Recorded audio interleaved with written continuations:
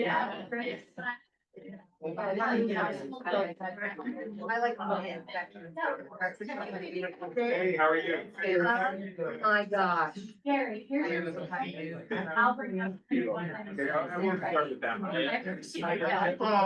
Sorry for the confusion. Yeah, that's okay. There's plenty of seats, if you wanna like have a seat at a desk, there's plenty of seats up there, guys. Wow.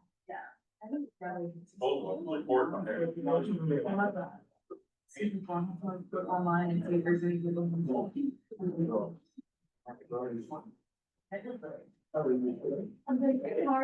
You know what, remember. Oh, yeah.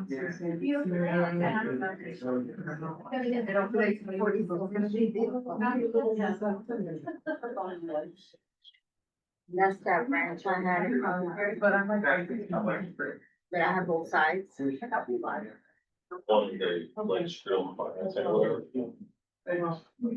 Library and honestly, there's some of the things that for you.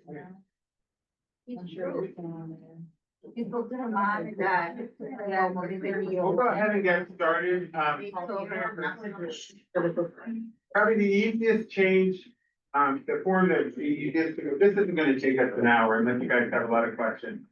But the appraisal, the co-op broker compensation form. I don't know if you remember at the top, it used to say, this form cannot be used as an addendum to the agreement of sale because you weren't allowed to negotiate your commission when you were presenting an offer. You couldn't use the presentation of an offer to change the commission that was being offered when we used to offer commission in the multi-list.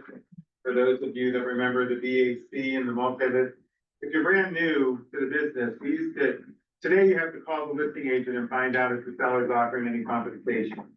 They're gonna say, yes, we're giving you X%, or write in the contract what you want.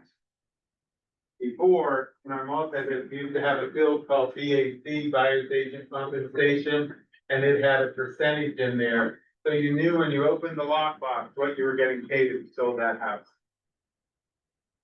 So you're, how many are new in the last 8 months?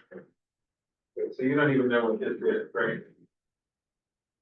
But for those of you that do, that we would fill out a co-op broker compensation form, we would put this number in there. And that's what, and we would just submit it with the paperwork, but you couldn't use the agreement of sale to negotiate this number. But now you can use the agreement of sale. So those words were removed from the co-op broker compensation form. And the only thing that we changed on there is in red, we added some words to this. So if you look at the very top, it says that cooperating compensation is paid from a listing broker to a cooperating broker working with the buyer. Remember, if you sell an in-house listing, you don't do a co-op broker form. There's only one broker, Keller wins the Central PA. So this form is not, it's not to be used when you're selling each other's listing. It's only when you sell a listing that's listed by another company. So we added the words that no law or association of realtors has set or recommended the broker's fee for any amount of cooperating compensation. If you remember, the NAR lawsuit was won because NAR required that we put this in our multi-list. And because they required that, the federal government said you're price fixing. And for no other reason, that's the crux of why we paid $400 million and we have all these changes. Because the NAR MLS rule said multi-list has to show what you're paying. DOJ looked at that as your price fixing, and that's wrong. So if it were up to DOJ, they don't want any cooperating compensation at all anymore. They want it to be negotiated in the agreement of sale. Our listing contract in Pennsylvania still allows you as the listing agent to talk to your seller and say, you want to offer cooperating compensation, or do you want to just wait and see what the buyer's agent wants in concession? So to do cooperating compensation is not illegal, but we're monitoring this and that could change again. It was probably, I spent all summer on meetings on this stuff. I'd say it was probably 30-70. 30 wanted to get rid of this altogether. But we said our agents in Pennsylvania are still doing cooperating compensation, so you can't get rid of the form. It's still a valid business practice for now. If more lawsuits are pending and this has to change, this form could go away. So you're still permitted in your listing contract to say to your seller, I'm gonna charge you 20%. And if you wanna cooperate, I'll give 10% away. Or my fee as your listing agent is 10%. And we'll leave it up to the buyer's agent to ask for what they want in the agreement of sale. So in the ASR, it's fine to list the house and put your fee in and let it up to the buyer's agent to ask for what they want, but it's one way. Or they co-op and they pay a total commission and you agree to give so much of it away. Any questions on that?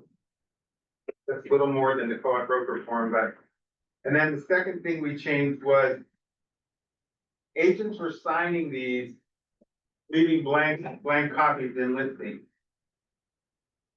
Or the buyer's agent said, I'm sending this over and sign it before I show your house. Well, I'm not signing any of these beforehand until you write an offer. When you write an offer, I'm telling you, I'll pay you X%. When you submit the offer, if your offer is approved, then I'll return the co-op broker compensation form with your approved offer. I wouldn't sign these ahead of time. If I didn't want 5 co-op broker forms out, do I owe 5 brokers money? No. So this one clearly states that the co-op broker is who's ever identified as the broker for the buyer on the agreement of sale. That's who you're paying. So you wouldn't have a fully executed agreement of sale. So who's ever on the agreement of sale is who you're willing to pay based on signing this form. And of course, their name and company will be at the bottom. And then the only other thing we changed was it used to say any disputes regarding entitlement to commission, and I think we had in there, the words, procuring cause. And we took that out and just made it more simple. If there's any disputes regarding who's entitled to the cooperating compensation, they have to submit through arbitration through the MLS, through the Board of Brokers. So that's the easiest form. Basically, we removed that you can use it as an addendum to the agreement of sale. The next one is the appraisal contingency addendum, and this has changed to be more in line with the price escalation clause. So you know, basically, in a price escalation clause, if you're competing for a house and it's listed for $400,000 and you do a price escalation addendum, that says, my buyer will pay $1,000 over the highest price you have in hand, up to a total of $425, and we'll do a $20,000 gap appraisal. So when you were filling out the appraisal contingency addendum with this offer, you didn't know what number to put in there because you didn't know what you were gonna escalate to. So if you only escalate to 410, that means it has to appraise at 390. If you escalate to 420, and now it has to appraise for 400, and you didn't know. So you didn't know what to write on that top line of the appraisal contingency addendum. I always advise people, just tell the agent and write in there 20,000 less than final agreed upon sale price, and then when you update all the documents with the final price, you do a new appraisal contingency addendum. This will help you with that, because one of the options now, if you look at number 1, the house has to appraise at the purchase price, which when you're doing a price escalation addendum, it's whatever you escalated to, that's the purchase price, what's on the agreement of sale. Or number 2 is really the key to do the gap. 20,000 less than purchase price, 10,000 less than purchase price. So in number 2B, by that $sign, if you just write the word gap, that's where you put the gap. You're trying to communicate to the seller that my buyer will buy the house as long as it appraises for 20,000 less than the agreed upon purchase price. Okay, does that make sense to everybody? Here, are you doing the gap appraisal? 1B. 1B. And then C, if it just has to appraise, I'll buy this $425,000 house as long as it's worth 300,000. Then you put 300,000 in C. Should be very clear to everybody. That all makes sense? Yeah. And then we added seller will provide access to the property to the appraisers, like line 13. And then three, if the minimal appraisal value is met, the buyer accepts the property at the purchase price and further agrees to complete the settlement at the purchase price by any of the following, they can bring extra funds, they can adjust the mortgage amount, they can adjust the loan to value amount.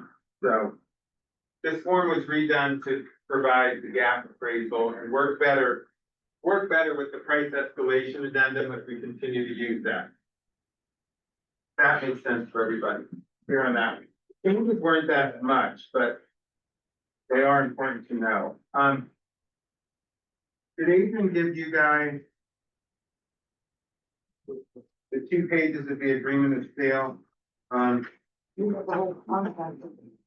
Yeah, don't look at the whole contract, it's not in color, that was a waste, I'm sorry, but she should have just handed out to you. So there you go. Let's get rid and look at the listing contract, we didn't read the whole listing contract either. I think it's just page 5 of the listing. Yeah, so page 5 of the listing contract. NAR came out with some rules, it's just a single page, here she is with the other one. If you look at line 243, this all has to do with what we were required to do with delayed listing. Basically, some MLSs have rules that allow delayed marketing of listed properties or delaying buyer access to the property. These rules are known as delayed marketing, delayed showing, coming soon, temporarily off the market, or other similar terms. Seller may be required to sign an additional waiver or release to comply with MLS rules. And then you say whether you're going to use delayed policies or you're not going to use delayed policies. Yeah. So this is where if you're going to use coming soon, you are using delayed policies. And the most important thing here is you have to follow the rules of your local MLS. So if Bright has rules about coming soon, you have to make sure you follow them. What's one rule of coming soon that we know? No showing. No showing. Can you accept an offer in a coming soon status? Yeah. How does that happen? They're just writing an offer sight unseen. They're using the photos that are in the multi-list to write an offer.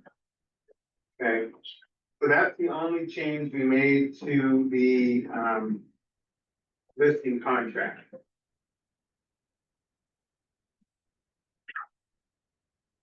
So now I think Adrian just passed out the other one.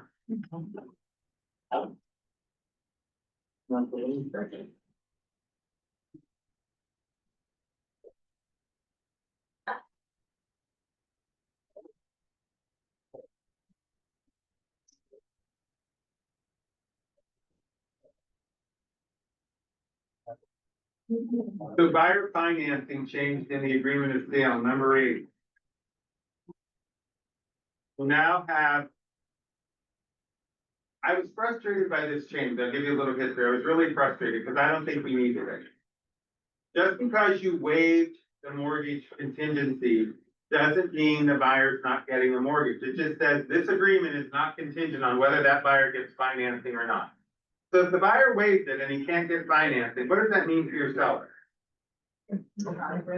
They get to keep the deposit if the buyer walks away, because it wasn't contingent upon them getting financing. There's no contingency for the buyer to default on, for the buyer to rely on to get their deposit back.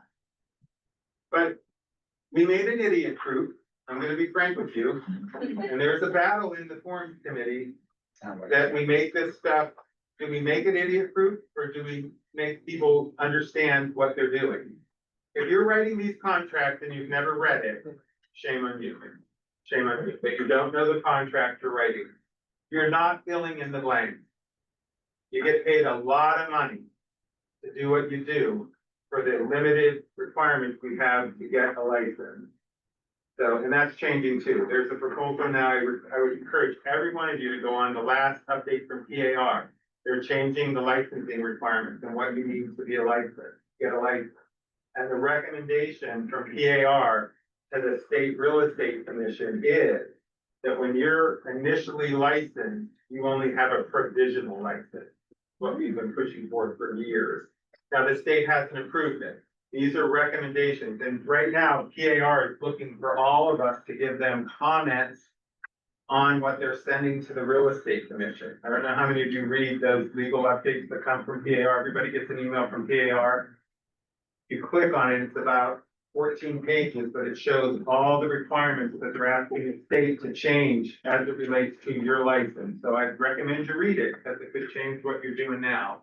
But one of the biggest things is that you're provisional, and you can't write a contract in your own name until you do so many or have so many years working under a broker or an associate broker. So I think it's a really good thing, because you get a license and you don't know the first thing about selling a house, but you have a license to sell a house. So if you got your license, congratulations, you don't have to be a provisional agent.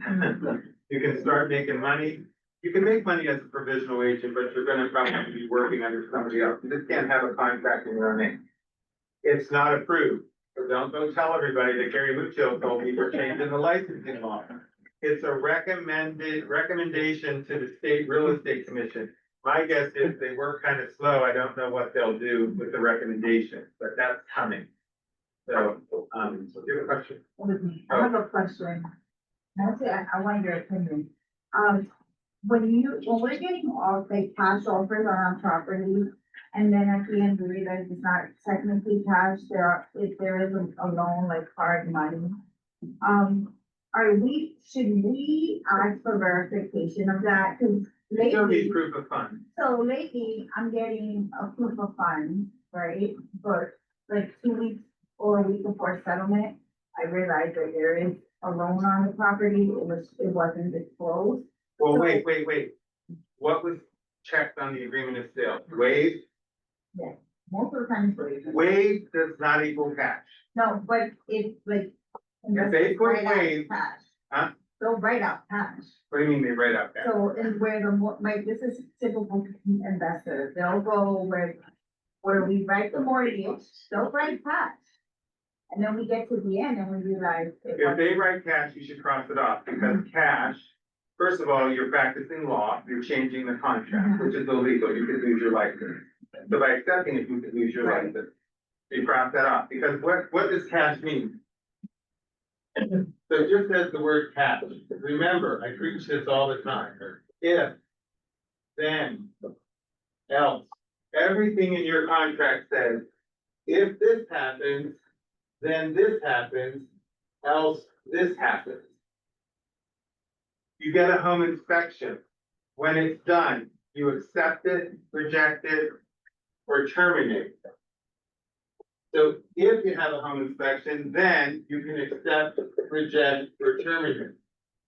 If you accept or reject, negotiate or terminate. If you negotiate and you can't come to negotiations, else, then the buyer can walk away. When it says cash, if they don't bring cash, are they taking you to dinner?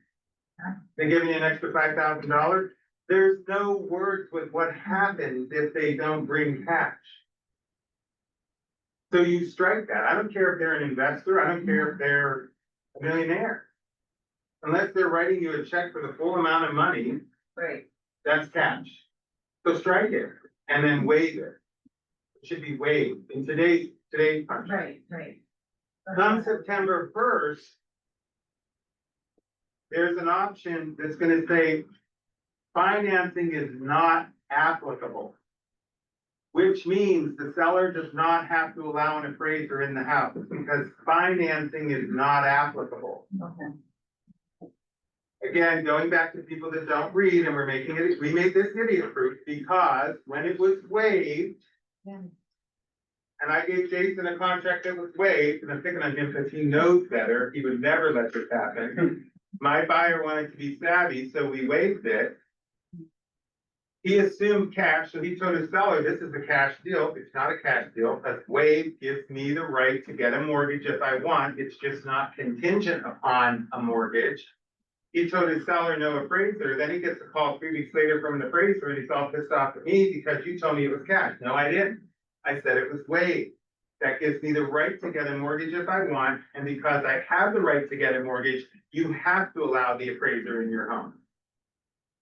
If it's not applicable, now the seller does not have to allow an appraiser in the house.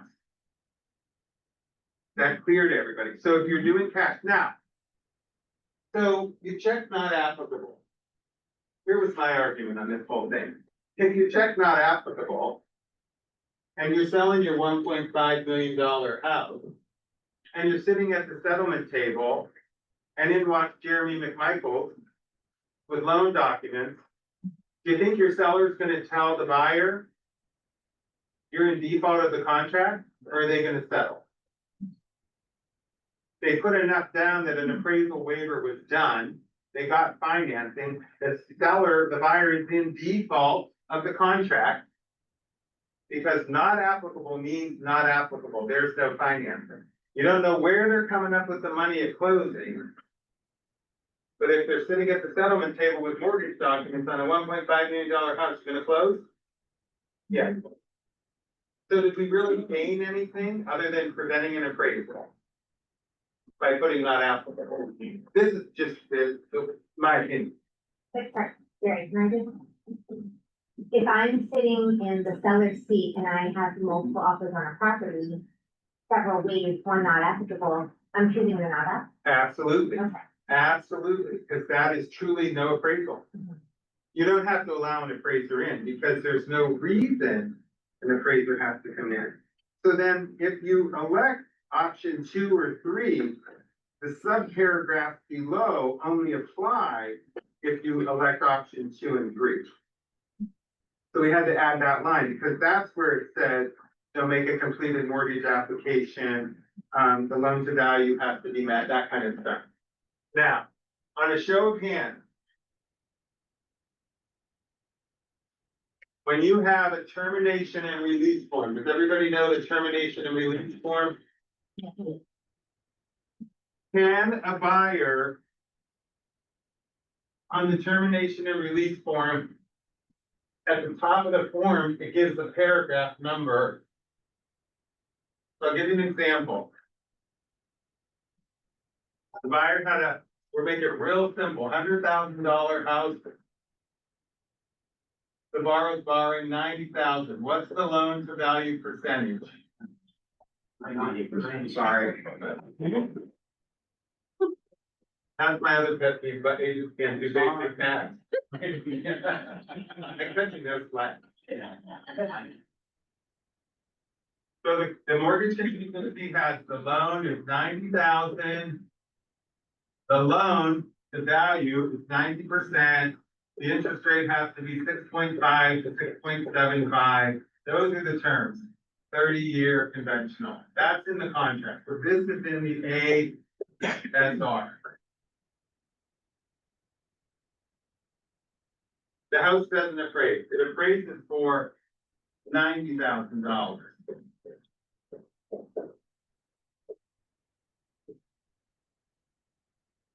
Here's your terror realm, termination and release. At the top it says, what paragraph is the buyer? Remember your mortgage paragraph, paragraph 8. At the bottom is who gets the money, buyer or seller. And we have a $5,000 deposit. Can the buyer's agent send you a TerraRel, termination and release? It says based on paragraph 8, because now, what's my loan to value now, if it appraised? This says cannot exceed 90. Does 100 exceed 90? Okay, we're all good with that now. No, just like we're involved. Okay. So, can the buyer's agent send you this TerraRel? Of course they can. Well, they can, but why?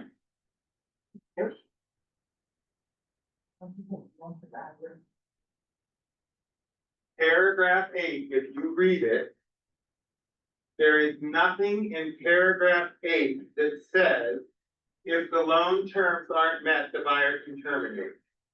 Paragraph 8 says the buyer has to continue a good faith effort to get a mortgage. The only way So if you're the listing agent and you let this go through, you financially harmed yourself and you could be sued. There is nothing in paragraph 8 that says that the buyer can terminate based on paragraph 8. If you know as the listing agent, the house isn't gonna appraise and you're not gonna work it out, you wanna get it back on the market, and you're willing to give the money back to the buyer, just do the release form. It's a separate form. These two are combined because what happens? What do we know? When there's a termination, we gotta deal with deposit money. In this case, you've agreed, the buyer's not paying more than 90,000 and the seller's not selling for 90, so you're not going anywhere. If you don't terminate this, and the closing date was dated for, let's say, 9/1. Come 9/1, the buyer can't get this loan. That's the buyer's protection. So at settlement, the buyer is not in default, and you have to give them their money back by closing.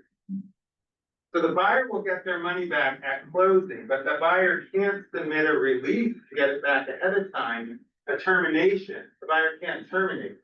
If the two parties come to agreement and saying, we're at odds, I want to get this back on the market, we'll give you your money back. You do a release, and now you're out of this as soon as you know the low appraisal. But you cannot terminate. There is nothing in the agreement of sale that says the buyer can terminate based on paragraph 8. Well, how do they get their money back? Settlement comes and goes, they're not in default because they were protected by terms of a mortgage, and the seller has to give them their money back then. The settlement came and went, but the buyer was not in default. He was protected by this, but it does not give him the right to terminate before closing unless an agreement is made to give them their money back, then you just do a release. Does everybody get that and why? What if you're relisting the property? You shouldn't relist until this is released. Wait till that date. No, once it's released, you can once you release the existing agreement, you could relist the property. Yeah, but don't relist until you have that signed, because the buyer could still be trying to get another mortgage. Remember that there's a change in the mortgage industry. You're in the mortgage industry, right? You can talk to them about this. Buyers now have the right to an appraisal appeal, and every lender has to give the buyer a right to appeal the appraisal. Now, if you think about it, what buyer is gonna appeal the appraisal? Well, some buyers are smart enough that we want this house and we believe it was an unfair appraisal. So every lender out there today has to provide a process and its forms and paperwork to allow a buyer to appeal an appraisal. You think, well, why would a buyer do that? It's to their advantage if they appraise. Well, it's not to their advantage if they don't get their dream house. Right? So the listing agent can provide comps to the buyer's agent to give to the lender, but the buyer has to appeal to their lender. And it's a process. I mean, have you seen I've done it here. reconsideration of value? That's what it's called. Have they been successful? A couple of them have been, not fully, but at least it gives them more so that we're not running on as big of a gap, but yeah. And it's do the appraisers, the appraiser still has the final say whether they'll change it or not. But I think it helps the lender identify those appraisers that may not be, they may not want to continue to have on their list or whatever. If they keep getting reconsideration of values, then it's always the same appraiser. So you can see how sometimes that would play in. Is there any time in on that? And, Reconsideration of value. So it has to be the actual buyer, I mean, as long as it's within a reasonable amount of time, so like they can go back like 2 months later and they consider it, but if they wanna do it within like the time period of like a loan lock, they can do that. How long is that process? A reconsideration of value, normally it happens pretty quickly, like the ones that I submitted have been done within a week, and then I usually hear back within 5 days. So it's normal. It depends, I mean, I mean, it's. depending on what. Yeah, normally it doesn't hold up the process unless we're having to go back and forth, like, we've had one appraiser that was surprised with group, I mean, by it, and then we had to go back and forth sometimes with him. Yeah. That delayed a little bit, but for the most part, it's pretty. appraisers don't really, yeah. Yeah. They're not always known for changing their value. Did everybody know that their buyers have the right to ask for a reconsideration of value? That's new within maybe the last 9 months. I think it's good. Year. But the buyer has to do it. I had a situation where the buyer's agent didn't know that, they did it and our deal worked out. Because the buyer said, I agree with the seller, that value is too low. And they did a whole new appraisal, they didn't, when the appraiser refused to change it, they did allow another appraiser. to do it. Yeah, it's considered as a fixed appraisal report and the ANC order and nuance about that they correct with being that. Yeah. So this is a good thing to know, if you're trying to work out a deal, you could get another appraisal. But the buyer has to initiate it, which makes sense because it does protect the buyer. And they would have to be the ones who say, you know, go ahead and reappraise it from you. So what else do we do? As a listing agent, What as a buyer's agent or? provide comps that they could give to the lender, she could forward comps on. Because I mean, if we're not really supposed to be obviously communicating back and forth from what they're saying. Yeah. Was. So normally I'll give you a copy, like, oh, I mean, if it's an approval cut, I'm gonna call you before anything else happens, and then I'll send you a copy of the report so you can look at it, and if you have comps that are better, generally they want three. Three is kind of the sweet spot, and then if there's any issues with any of the actual comps in the report, Yeah. let me know that as well, like if you think, oh, this comp is actually a C3 and you labeled it a C4, anything like that, we can also include that in the reconsideration of value also, so they can reconsider those comps that you already. Yeah, it's a whole form that I have to fill out, but I need comps first, and Right. so I guess that's a collaborative thing that I'm working on. It's just a great outlet to have. I don't know if they mentioned that. I know you were just saying don't lose skills because of low appraisal. I'm assuming Jeremy probably mentioned the reconsideration of values to everybody, but that's new and it's really, it can be useful. Those are the main, now, every listing contract or listing contract for mobile homes and commercial buildings have all the listing contracts were changed to have that marketing thing in. So there are a bunch of other forms that have these changes in it, like any form that had financing in it, any purchase contract that had financing in it. We have the option now that says not applicable. I'm not gonna give you every form we changed, but these changes are also in other forms that have those same paragraphs, you know what I'm saying? So, that, those changes are across the board for everything that had those paragraphs. And we're constantly, it's the first time we didn't dissolve a subgroup. We're just watching what the DOJ is doing with, cooperating compensation, but they're still not done looking into us. There are a lot of, I mean. We didn't, they said, do not. NAR forced you to put a commission out there, that's price fixing. Now NAR says you can't put that in the multi-list. So what do we go do? What do we go do? This is us. We do a sign writer. EAC equal. You think we learned our lesson? You go in the house and there's a pillow on the couch. It's in the lockbox, Jerry. Open up the lockbox. Says it only. So did we learn anything? No. So they're like, okay, you idiot, we're gonna hammer you till you get it. When you advertise that stuff, they believe, right or wrong, it doesn't matter. They're the DOJ. So you can argue till you're blue in the face. And I'm sure we had really good lawyers at NAR arguing for us, right? It doesn't matter. If they say we're price fixing and we can't put it in this avenue, so we put it in these avenues, what did we learn? Nothing. So, but if you call the agent when they set up a showing and you tell them, my seller authorized me to tell you, they will pay you cooperating compensation of X%, that's totally fine. And the sellers were saying they didn't know they were paying the buyer's agent. That argument I find very weak. So cooperating compensation is not used at all in Delaware. So these agents that are in Philly and have multiple state license, like they're probably flipping back and forth a lot. Or Philly is maybe more like Delaware, I don't know. But we had a multi-state broker on the committee and Delaware forms, like they got rid of it immediately after the lawsuit.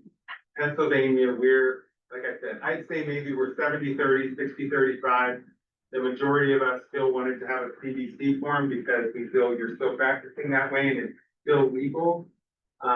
It's what you're doing and where you're putting it that's kind of, hard. When you're meeting with your sellers, how are you, and you're explaining the difference between the cooperating broker agreement and then just having the buyer's agent write in the contract? How are you describing the pros and the cons versus, you know? I how do say you to them, I recommend- say to them, here, you have two choices with this. First of all, everything is negotiable. So if you don't wanna pay me and you don't wanna pay the buyer's agent, have a great day. Cause you gotta pay me. So I tell them, my fee is this. And that's negotiable. And they either negotiate with me or they don't, but we talk about it. So my fee is set. And then I said, do you wanna offer, say, if you agree to pay this, I'll give this much away. Or my fee is this, and if you're comfortable with that, the buyer's agency agreement says that they'll pay their own agent. However, a lot of buyers don't have that money to pay and they're looking for something from the seller. So they can ask for what they want when an agreement of sale comes in and we can negotiate it then. And then it's gonna say that you are paying the broker for the seller, not me. That money's not going through me. You're gonna have two broker fees on your cost sheet. One to me and one to a buyer's agent company. And I say, and typically what I see is when we tell them to ask for what they want, they're probably gonna ask you for more than what you probably would have given them in some cases, but at that time you can negotiate it. So if you wanna know your fixed costs up front, one way to do that is just to have a fee set for broker compensation. Or if you wanna leave it open for negotiations, then I have 50/50. And it's open for negotiation. And then it helps the buyer's agent if they want to be strong and they got their buyer to pay their fee as a tactic to win the deal. Then it comes on the contract at zero and my seller. And I do two cost sheets for my seller in those situations when they want to negotiate. I show them that what my fee is only if they don't have to pay a buyer's agent. And then I say, it's possible you'll pay a buyer's agent between this range. And I put that on a cost sheet and give them two cost sheets. And when you're doing a buyer's estimated cost sheet, first of all, the state real estate commission says you have to do a buyer's estimated cost sheet. It's okay to have your buyer sign the bank one, but if that's the only one in your file and the state audits your file, you could lose your license over that. You have to do a cost sheet. So if Angie's my broker of choice, I'm gonna say, Angie, can you do a cost sheet? And then I'm gonna mirror her cost sheet in bright, type in her fees. Put down if I have a broker fee. And every one of my buyer's estimated cost sheets, if I had X% on their buyer's agency form, there's a line in their cost sheet that says buyer's agent fee. And it's that percentage. And then underneath that, I put a negative number. Seller co-broke or concession. And I tell them, it's possible I may get some of my fee from the seller. But if I can't, you are responsible for paying me. And the only way they can be responsible for paying you is if you disclose your fee in their buyer's estimated cost sheet. We never did this before, and we should be doing it. Every buyer's agent cost sheet should have your fee in it. But what does the buyer's agency agreement say? Who's paying you? And this hasn't changed in 20 years. The buyer's agency agreement always said, who pays the buyer? Who pays the buyer's agent? Buyer. Unless it's co-op and they're offering a fee. But buyer's agents who didn't read that would put zero in there and they deserve to be paid zero. They were getting buyers by saying, you don't have to pay me, the seller will pay me, so I'll put right in my VA's fee that my fee is zero. Well, guess what? At the settlement table, if the seller didn't want to pay you, you deserve zero. You have nothing to go back to your buyer on because you told them it was zero and you deserve zero. And you're not gonna work for nothing. What we have to get through our heads psychologically is we deserve to be paid for what we do. And if you have this conversation up front at your initial buyer's agency meeting and you do a cost sheet and you show them the fees, they may say, we don't have enough money to buy a house. We can't afford to pay all those lender fees. We thought that if we were buying a house for $100,000 and could borrow 90, we only needed $10,000 to buy a house. Well, they probably need 20 because their closing costs and prepaids are probably gonna be the other 10, so they need more than just their down payment. But it's really important in that buyer's agent cost sheet to put the buyer's agent fee. You can follow it with a negative number and tell them, and you can tell them, I'm gonna redo this after our offer is finalized, because then I know exactly what the seller agreed to with concessions or exactly what the seller agreed to as far as the co-op broker form. You should always be redoing this if the price changed through negotiation. Just like the seller got more. We always do a seller's cost sheet and a buyer's cost sheet that reflects the final agreed upon sale price, because that is the state requirement, and it has to be your form, it can't be Angie's form. I get him to sign both. Prove that the cost on my form came from Angie's form. So, these are all just, risk management tips. You're not doing this, you're going to closing, you're settling bills, by the grace of God, nobody knew it did. But if the state comes in and audits you, that's when you're gonna be fine. If you can't, That's buyers estimated cost sheets. yeah, oh yeah, the ones you do out of gray, you're fine, you're doing, yeah, that's fine, that's your creative one, yeah. It's just if the only one in the file is A plus four, yeah, yeah. And nothing against her, I'll give it to you later. yeah, you guys. What if you have a lender that won't provide you a cost sheet? Well, at least call them and get their fees. Why would they provide And why wouldn't they provide a cost sheet? Because they don't want you to shop around. I'm pretty sure is the reason. Then you'd have to be leery of that lender. Agreed, but you gotta get your buyer description. I still have time, but you can all go if you want. Don't anybody leave yet. Don't anybody leave yet. If you have questions Here comes my QR on code. transactional things that are happening that you're not sure about, you can take advantage of the time left. Go ahead. I just want to note that on the second page, there, there's the mortgage commitment date. Oh, yes, that's the biggest one, yes. We moved the mortgage commitment date, why? To make it idiot proof, because you were all forgetting to write it in there. So, 75% of my contracts are. guess what? If there's no mortgage commitment in there, your seller can't terminate the contract for not getting a mortgage commitment. I'm still be not. Let's take a change on that, buyer finance. Right,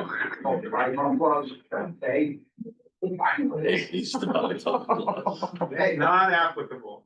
That means the seller does not have to allow, but again, I'd still be leery to tell your seller it's a cash deal, because you don't know where the buyer's getting their money. They're just not financing it, and no appraiser has to come in. We were telling the seller there's no appraisal with Wave, that's where we were wrong. And that was causing all kind of confusion. We create our own problems because we don't understand our forms, and then it comes to forms committee to fix it. Well, if you read it, it's fixed, but we did cave on this one to make it. And I think it's a good change, I'll admit. And we knew we had to move the mortgage commitment date back to where it used to be because we were all missing that, so. Thank you so much, I forgot about that. Thank you. I won't get the calls anymore about what buyers to sign or What body should sign, right. Anybody else have any problems or questions? What is that, you're doing? Who wants to tell them? Survey, what we got out of today. It helps Adrian with So, her. Sure, so where it has the loan to value, I do check that. If you you, should, if you find that You it's always off should. by like 1% or something, like, do you go back to them and make it change it? yes, Okay. yes. And when you change the price and they had a loan to value percentage in there, think through everything that happens with the change in purchase price. Because if they're borrowing the same amount of money, now the loan to value is less. Do you have to, so if you bump the price up 10,000, you have to bump their loan up 9,000, because they were doing 90% loan to value. So remember, a price change goes to the mortgage change immediately. What has to change in the mortgage clause as well? That's gonna change the amount they're borrowing and the loan to value. That's a very good question. So it is important to tell you. Yes, Okay. very, very important. Yeah, the detail, don't let your seller sign until that contract is absolutely correct on all fronts. Don't get hasty, because you're. Unfortunately, it's an industry where if you make a mistake, we're liable and we can be sued. It sucks, because we're human and everybody makes mistakes. The minute you know there's a mistake in the seller's sign, try to get it rectified right away. Say, look, I made a mistake. It should have been this way. Most agents, if you call them, will cooperate with you to get it changed. So we all make mistakes. Nobody's perfect. Nobody's perfect. Just think about what you're doing. Even have flow charts. When the price changes, think about the mortgage, the settlement date change. If it wasn't appraised on time, do I have to do an extension? Don't let deadlines come and go. That's where you get in a real bind, especially with and inspections are coming back. Inspections are coming back. And if you've lived in this industry for the last 2 years and sold houses with no inspections and haven't gone through that process, you really have to keep track of the dates because it's very clear in the contract that the buyer only has so many days to get back to the seller. If they don't, they buy the house as is. If they walk, they lose their deposit.